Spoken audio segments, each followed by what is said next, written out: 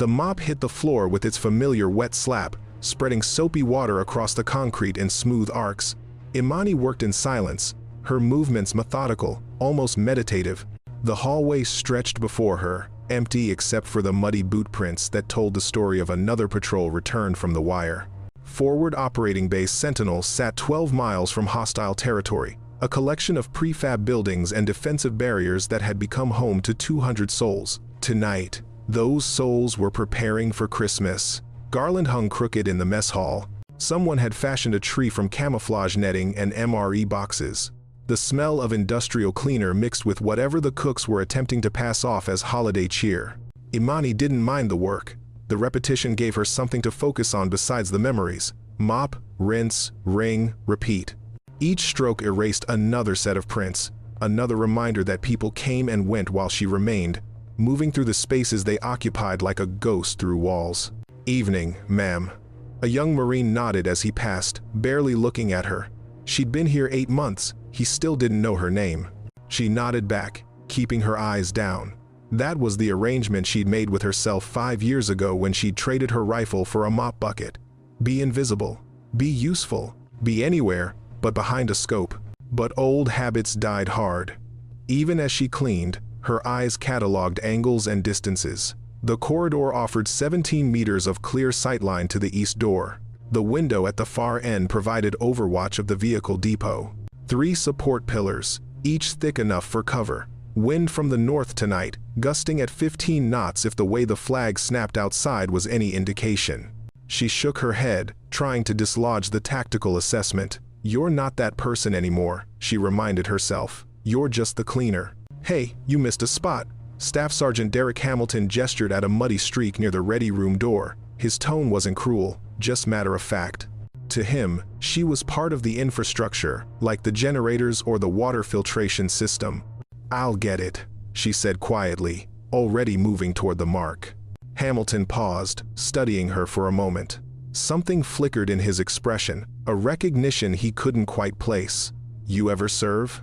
The question landed like a stone in still water, sending ripples through the careful calm she'd constructed. "Long time ago," she said without looking up. "Different life." He grunted and moved on, but she felt his eyes linger. Hamilton was SEAL Team 3, one of the operators who'd been cycling through Sentinel for the past month. If anyone would recognize the way she moved, the way she carried herself despite the shapeless coveralls and the mop, it would be someone from the teams. She worked faster, finishing the hallway and retreating to the maintenance closet that had become her unofficial headquarters. The space was cramped, filled with cleaning supplies and the smell of disinfectant, but it was hers. On the back wall, behind a loose panel she'd installed herself, was a locker. Inside the locker, a Mark 13 Mod 7 sniper rifle, broken down and wrapped in oilcloth. A logbook filled with wind calculations and range estimations. A single photograph of 6 people in desert camouflage, their faces young and bright, with the confidence of those who'd never failed at anything. Raven 6, they'd called her. The best cold-bore shooter in the unit. The one who could put rounds through paper at 1,500 meters in a sandstorm. That woman was dead. She'd died 5 years ago in a mountain pass when an IED had turned an armored vehicle into a fireball, taking her entire team with it. Imani had been 200 meters up the ridge, covering their advance. She'd watched through her scope as her friends were incinerated, helpless to do anything but radio for extraction that came too late. The survivor's guilt had been crushing. She'd put in her papers 3 months after the funerals, unable to hold a rifle without seeing their faces. The Navy had tried to keep her, offering desk jobs, instructor positions, counseling.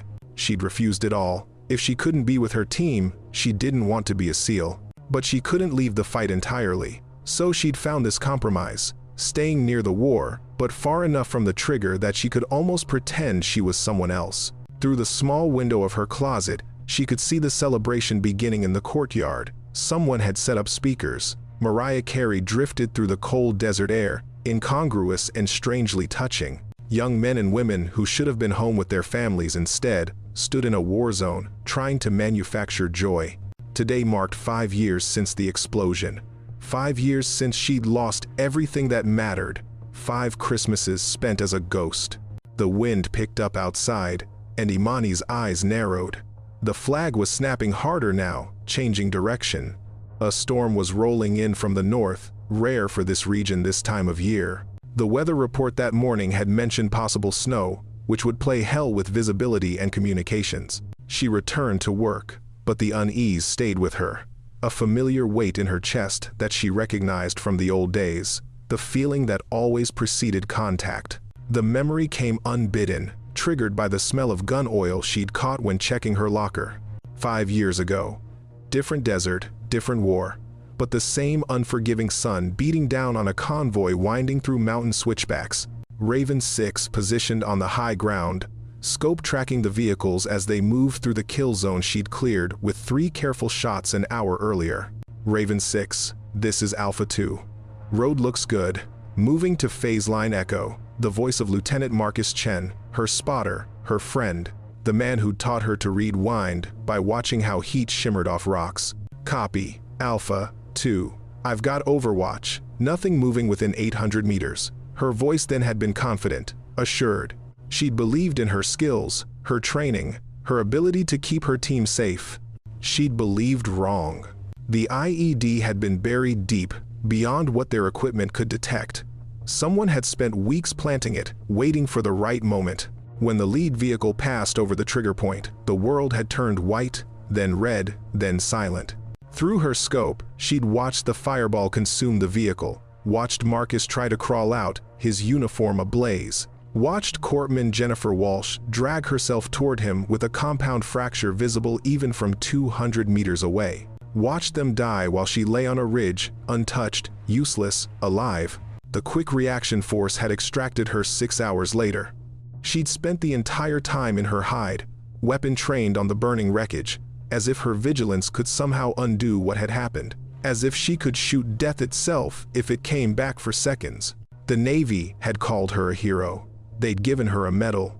They'd told her it wasn't her fault, that no one could have detected that device, that she'd saved lives by clearing the route of active threats. She'd stopped listening after the first funeral, after watching Marcus's mother accept a folded flag, after Jennifer's wife had looked at her with eyes that asked the only question that mattered, why you? Why did you get to come home? Imani had no answer then. She had no answer now. The decision to become a cleaner hadn't been rational. It had been instinctive, a wounded animal seeking the smallest, darkest hole it could find. She'd requested assignment to forward bases, places where the war was still real, but where she could exist in its margins. Not gone, but not present either. For 5 years, it had worked. She'd found a kind of peace in the routine, in the simplicity of tasks that required no decisions more complex than which cleaner to use on which surface. She'd watched soldiers come and go, had listened to their stories, their fears, their hopes, all while remaining separate from them. Tonight, on the anniversary of her team's death, she'd planned to work through her shift, then spend the rest of the night in her quarters with the bottle of whiskey she allowed herself once a year. A private memorial for ghosts only she remembered. But the wind kept picking up, and her instincts kept whispering that something was wrong. She finished mopping the east corridor and headed outside to dump her bucket. The temperature had dropped 15 degrees in the past hour. Snow was definitely coming. The base lights created halos in the moisture-thick air, making visibility worse. Near the motor pool, she noticed something that made her stop. Boot prints, fresh ones, leading from the fence line toward the maintenance shed. But these weren't regulation issue. The tread pattern was wrong, the spacing between steps too wide. Someone large, moving carefully, trying to avoid the main paths. Imani set down her bucket and crouched, examining the prints more closely. Combat boots, expensive ones, probably tactical, the kind private military contractors favored. No reason for PMC personnel to be skulking around the perimeter at night. She pulled out her radio, the basic model issued to all base personnel. Security office, this is maintenance. I've got unusual tracks near Building 17. Possible breach. Static, then a bored voice. Maintenance, security. Probably just someone taking a shortcut. We've got no alerts. These aren't our boots. Tread pattern is wrong. A pause, slightly less bored. You sure about that?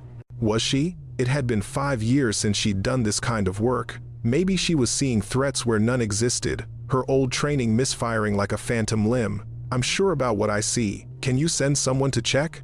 We're short-staffed for the holiday. I'll make a note. If you see anything else, call it in. The radio went dead. Imani stared at the boot prints, that old feeling intensifying. She followed them with her eyes toward the north ridge, where the darkness seemed thicker than it should be. Up on Guard Tower 4, Private Ethan Morrison was having the worst Christmas of his young life. 20 years old, 6 months in country, stuck on watch while everyone else got to enjoy the party. His rifle was slung, his hands were cold, and he was seriously considering whether he could get away with listening to music through one earbud when the first bullet hit the sandbag next to his head. The shot came from the north ridge, exactly where Imani had been looking. Morrison dropped flat, screaming into his radio. "Contact! Tower 4, taking fire! I need!" The second shot destroyed his radio before he could finish. Then the darkness erupted with muzzle flashes, and the war came to Forward Operating Base Sentinel. The explosion shook the windows of the maintenance building. Imani's body reacted before her mind caught up, dropping to a crouch, hands reaching for a weapon that wasn't there. Another explosion, closer this time, followed by the distinct crack of small arms fire. The base alarm began to wail, a sound she hadn't heard since her arrival 8 months ago. Through the window, she watched organized chaos erupt across the compound.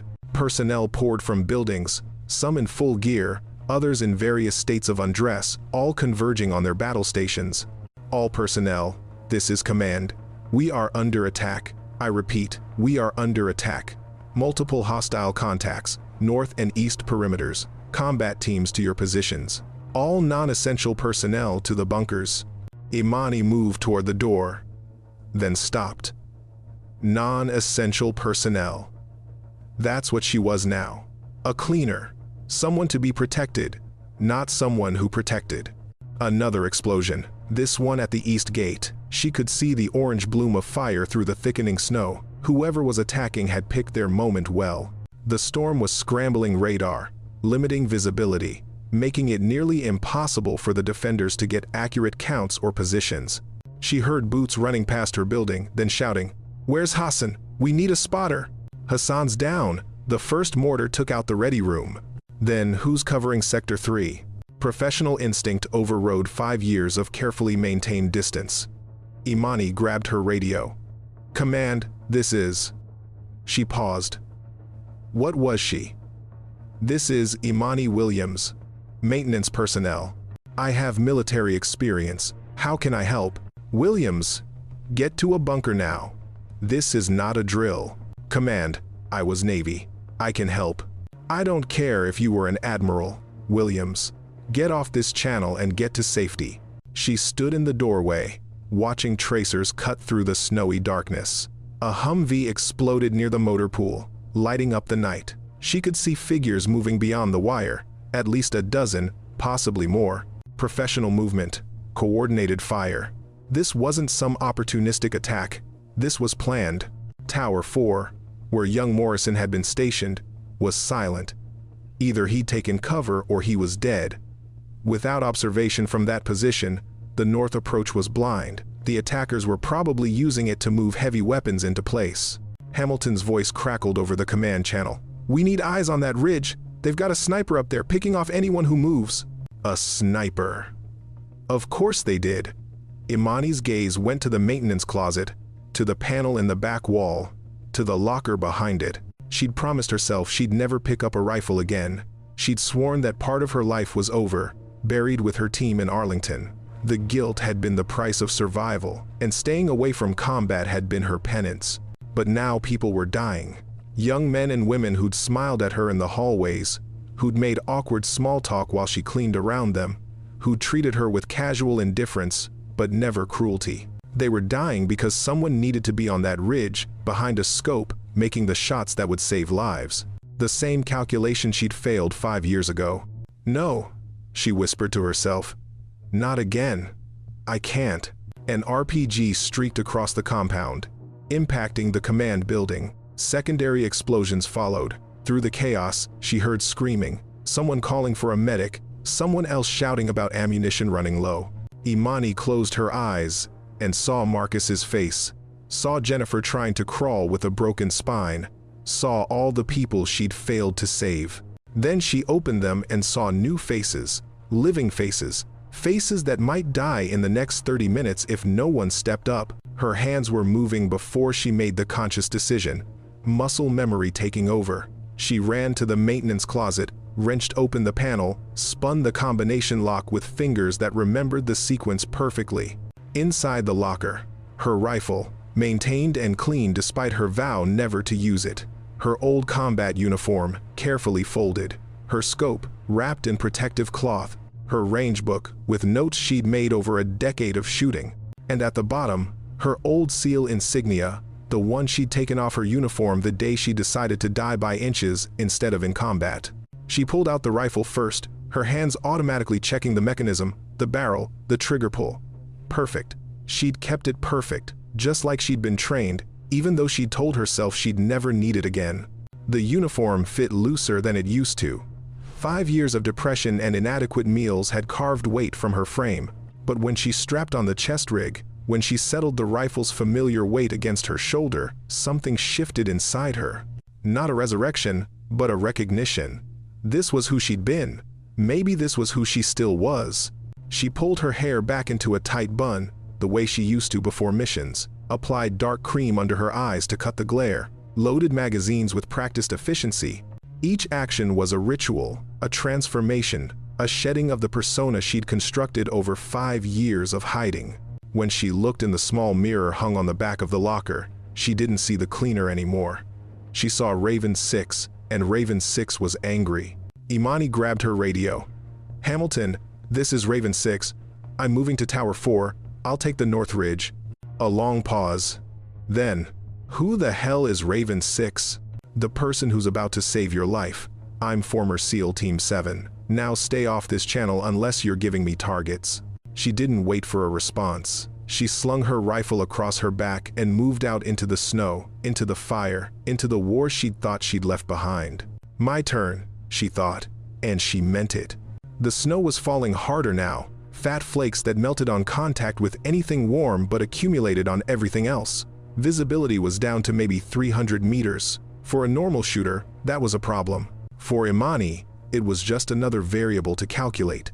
She moved through the chaos with purposeful calm, avoiding the main pathways where tracers still cut through the air. The attackers had the base zeroed in, their fire disciplined and accurate. Whoever was commanding them knew what they were doing. Near the armory, she found 3 Marines pinned down by automatic weapons fire from the East Berm.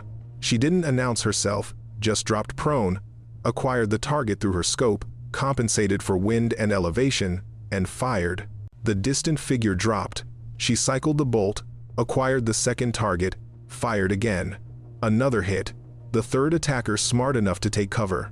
The Marines looked around wildly, trying to figure out where their salvation had come from, but Imani was already moving. Tower 4 loomed ahead, its searchlight shot out, the structure dark and silent. She took the stairs 3 at a time, rifle across her back, pistol in hand in case anyone had occupied the position. The platform was empty except for Morrison's body slumped against the sandbags, his radio shattered, his young face peaceful in death. Imani felt the familiar cold rage settle over her, the emotion that had made her effective as a sniper. Not hot anger that clouded judgment, but ice-cold fury that sharpened focus until the world contracted to scope, target, trigger, breath. She positioned Morrison's body respectfully behind the sandbag wall, then set up her rifle on the northern edge, using his gear to create a stable shooting platform. The tower gave her excellent elevation and clear sightlines to the ridge where the enemy sniper was operating. Finding a skilled sniper was like chess. You had to think like they did, position yourself where they would position themselves, anticipate their shots before they took them. Imani scanned the ridge through her scope, looking for the telltale signs. Unnatural shadows, positions with overlapping fields of fire, anywhere she would set up if she were trying to control the northern approach. There, a rock formation about 1,100 meters out, offering perfect concealment and elevation. She'd have picked the same spot. She settled into position, controlling her breathing, feeling her heartbeat slow. Wind was gusting northeast at 18 knots, temperature dropping toward freezing. Snow density meant the bullet would shed velocity faster than normal. She made the calculations automatically. adjustments built into her muscle memory over thousands of rounds fired in worse conditions than this. Through her scope, she caught movement. A figure shifted, adjusting their position. Male, large build, professional gear. Not military issue, meaning PMC or foreign special forces. He was good. He kept most of his body behind cover, exposing only what he needed to take his shots. But good wasn't good enough. Imani waited. Patience was the sniper's greatest weapon. You could have perfect gear, perfect position, perfect conditions, but if you couldn't wait for the right moment, you'd fail. She watched him through her scope, learning his rhythm, his habits, the tiny tells that would predict his next move. He was scanning the compound, looking for targets of opportunity. Hamilton's voice crackled over the radio, coordinating a counterattack toward the east gate. The enemy snipers shifted, tracking the movement, preparing to fire. That was her moment.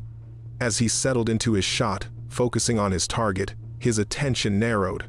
The tunnel vision that made snipers effective also made them vulnerable. For 3 seconds, maybe 4, he wouldn't be thinking about threats to himself. Imani exhaled slowly, let her heartbeat settle into the gap between respirations, and squeezed the trigger.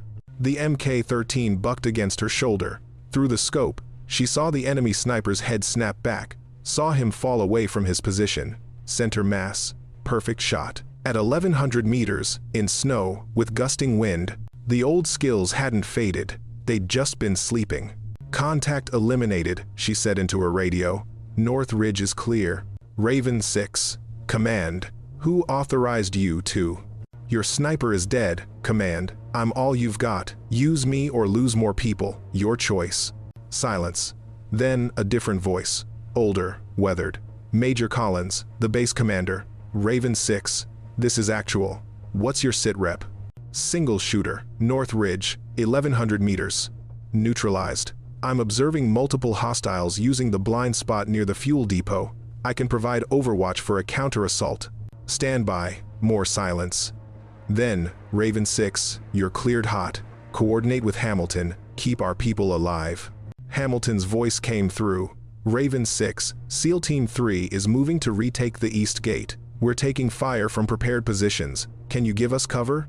Send me your route. I'll clear the path.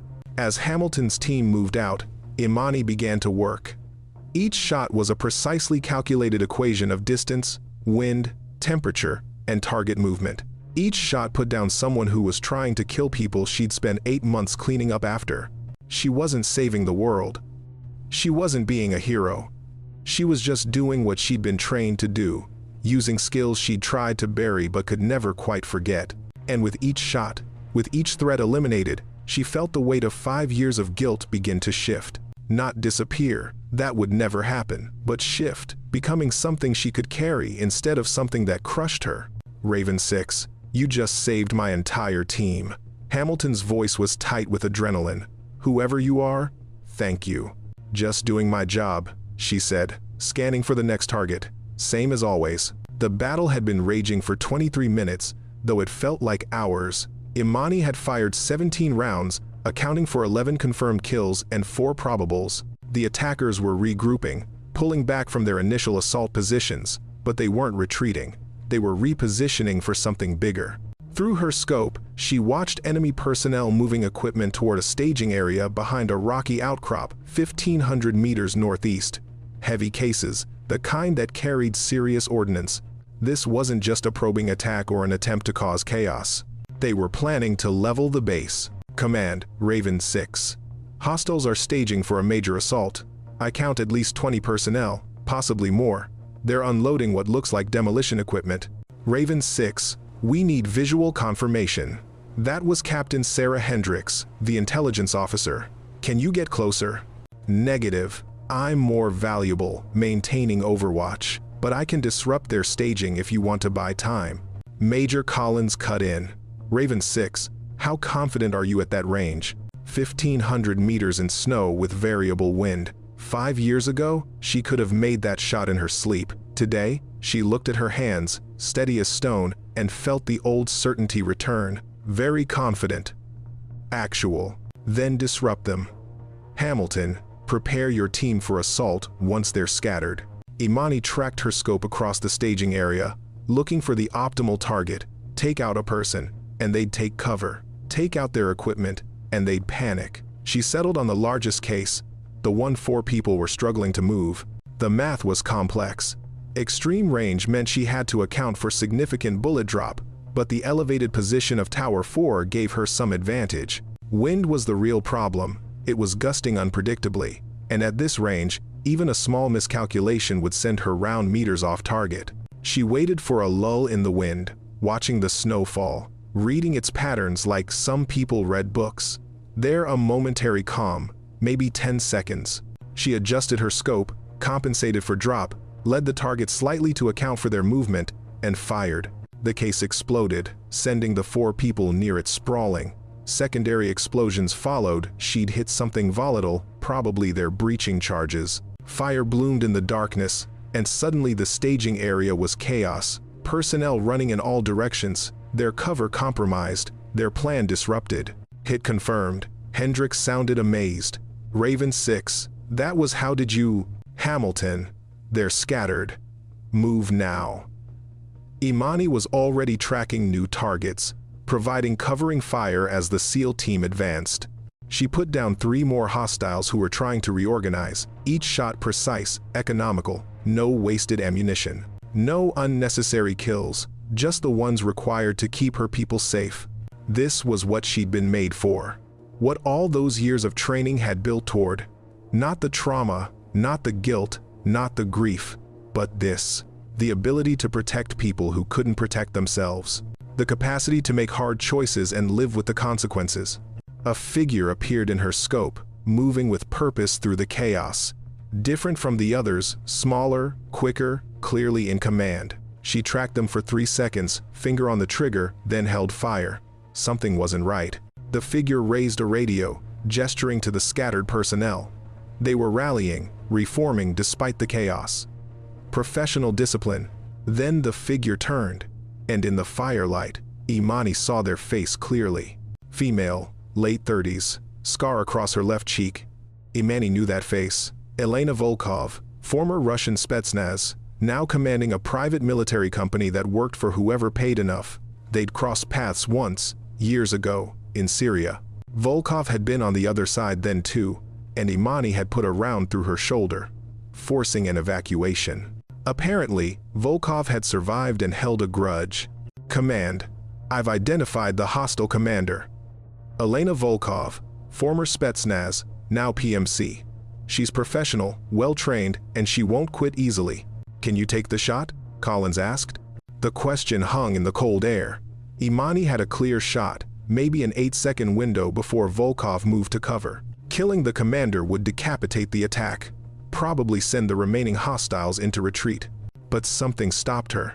Not mercy. Volkov didn't deserve mercy, but professional curiosity. Why was a high-level PMC commander personally leading an assault on a small forward base on Christmas?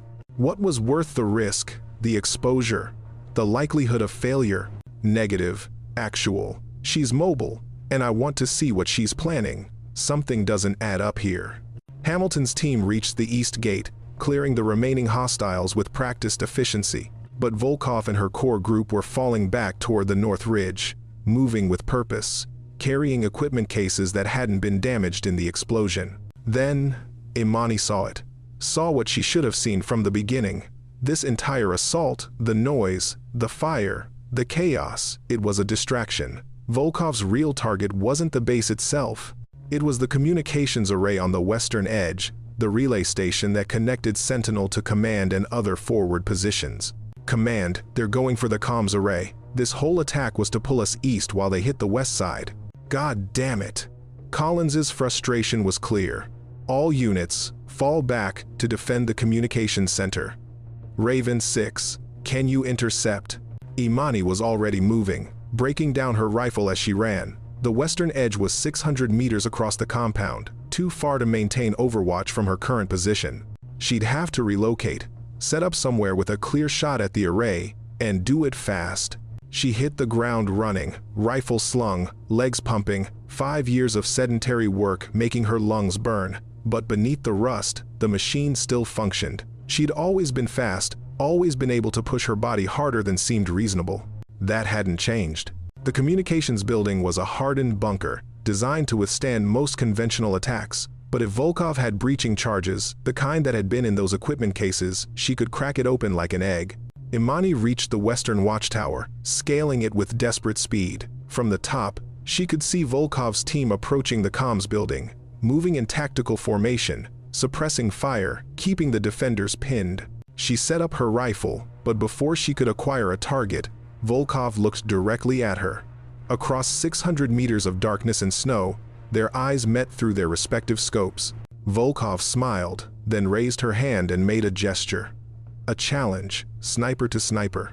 Then she disappeared behind the building, and Imani heard the distinctive sound of charges being placed. Command, they're breaching the comms building. Estimate 30 seconds until detonation.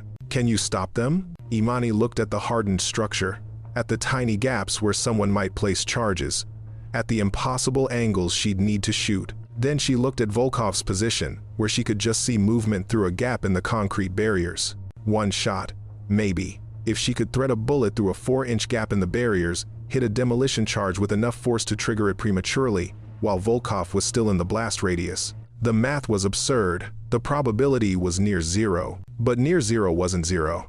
Imani took a breath, settled her mind, and prepared to take the most difficult shot of her career.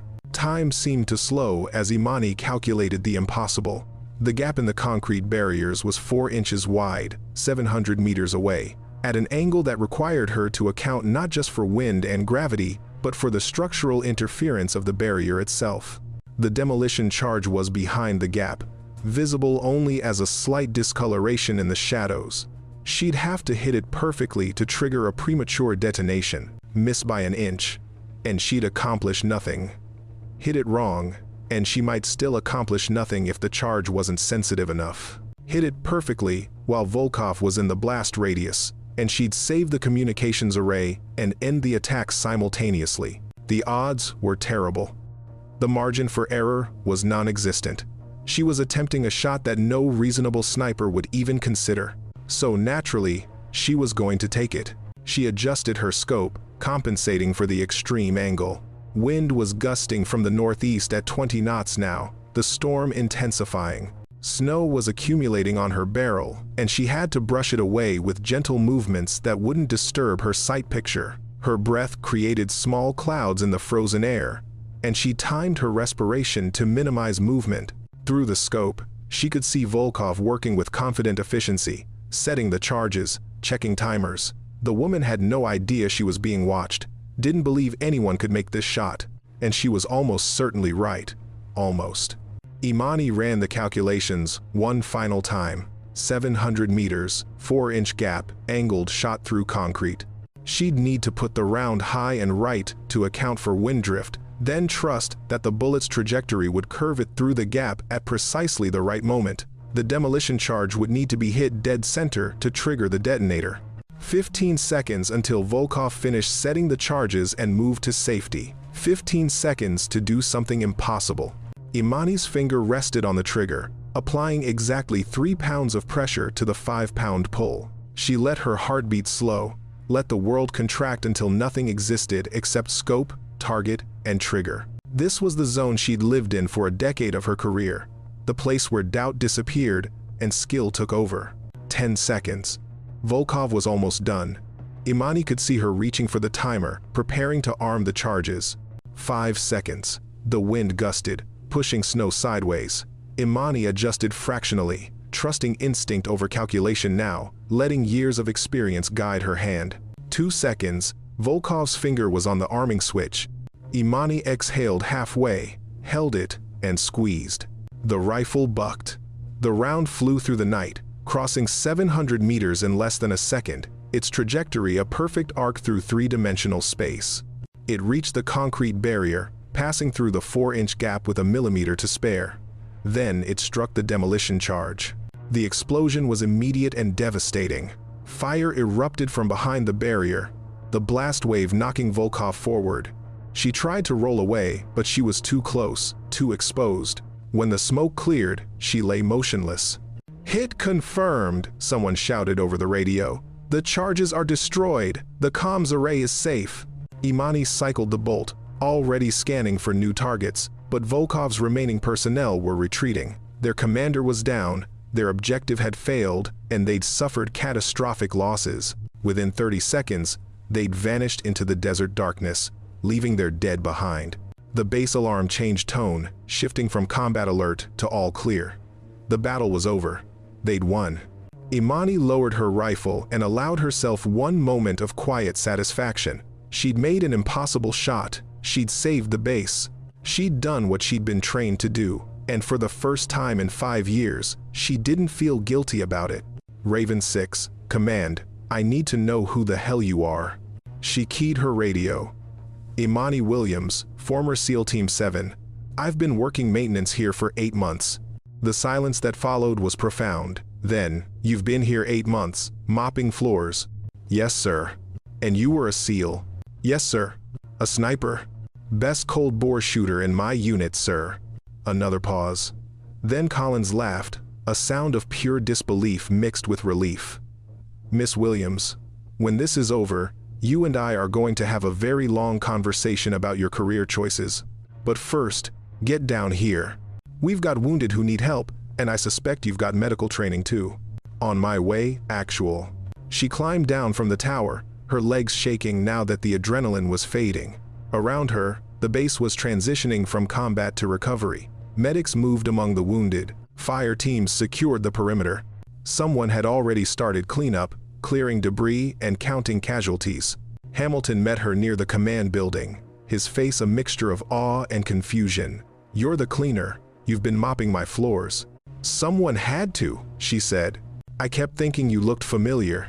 You moved like a SEAL. I know. I tried to hide it, but old habits die hard.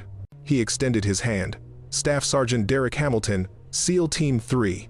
It's an honor to meet you, Raven 6. She shook it, surprised by the formality. Just Imani is fine. Not after tonight. You saved 24 lives at least. That shot through the barrier, I saw it on the security feed. He shook his head. I've never seen anything like it.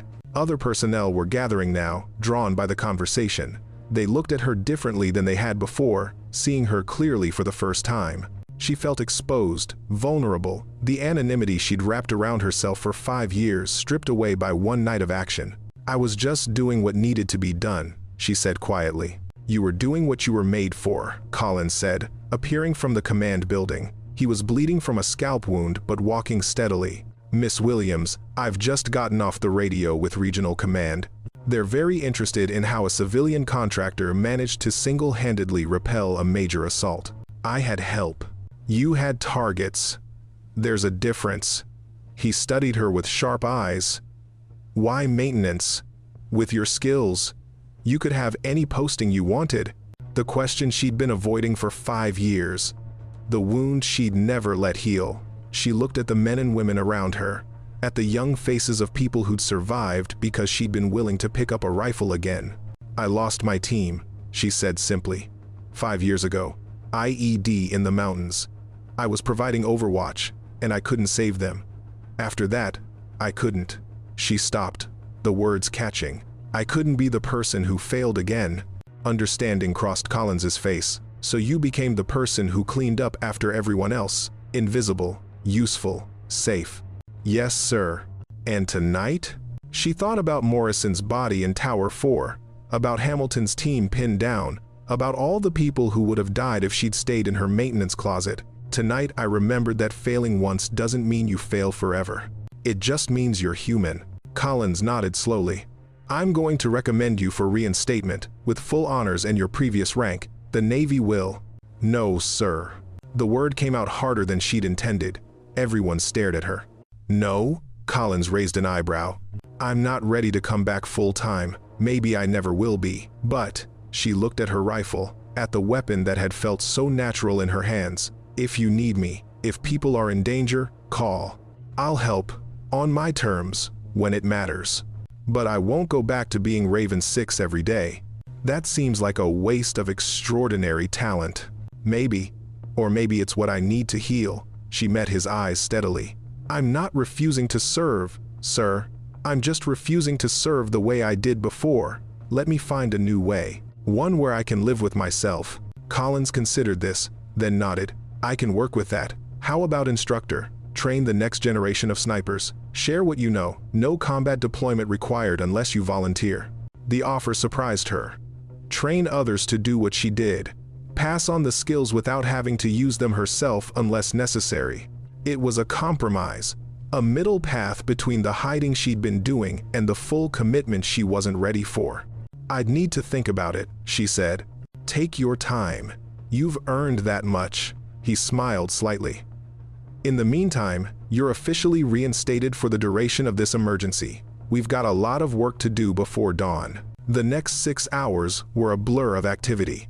Imani helped treat wounded, interviewed survivors about what they'd seen, and provided tactical analysis of the attack. Volkov had survived, barely, and was in custody, refusing to talk. The rest of her team had escaped, but they'd left behind enough equipment to identify their employer, a regional warlord trying to disrupt coalition communications before a major operation. The attack on Sentinel had been meant to blind command at a critical moment. Instead, thanks to one woman who couldn't stay hidden anymore, it had failed completely. As dawn broke over the desert, painting the snow-covered base in shades of pink and gold, Imani stood on the wall, watching the sun rise. She was exhausted, emotionally drained, but she felt lighter than she had in 5 years. Footsteps behind her. She turned to find Hamilton approaching with 2 cups of coffee. Thought you might need this, he said, offering one. Thanks. She sipped it, savoring the warmth. I talked to some people, he said carefully. About SEAL Team 7, about what happened to your unit. She tensed, but he held up a hand. I'm not going to tell you it wasn't your fault. You've heard that enough, and it didn't help. What I will tell you is this. What you did tonight honored their memory. You used the skills they helped you develop to save lives. That matters. They'd be proud. The words landed differently than all the others she'd heard over the years. Maybe because Hamilton understood, had lived through similar losses, had carried similar weight, or maybe because she was finally ready to hear them. I hope so, she said quietly. They stood in comfortable silence, watching the sun climb higher. Behind them, the base stirred to life, personnel emerging to begin repairs and restoration. Someone had hung the crooked garland back up in the mess hall. The makeshift Christmas tree still stood, slightly more battered than before. Merry Christmas, Raven 6, Hamilton said. She smiled slightly. Merry Christmas. It wasn't the Christmas she'd planned, spending the night drunk and alone with her memories. It was better. It was a reminder that she was still alive, still capable, still had something to offer the world beyond clean floors and empty pennants. 5 years ago, she'd lost her team and thought she'd lost herself with them. Tonight, in the snow and fire and chaos, she'd found a piece of herself she'd thought was dead. Not the old Raven 6, exactly. Someone new. Someone who could carry the past without being crushed by it. You know, she said, I think I will take that instructor position, if the offer still stands. Hamilton grinned. I'll tell Collins, he'll be pleased. But on one condition, name it. I still get to clean sometimes.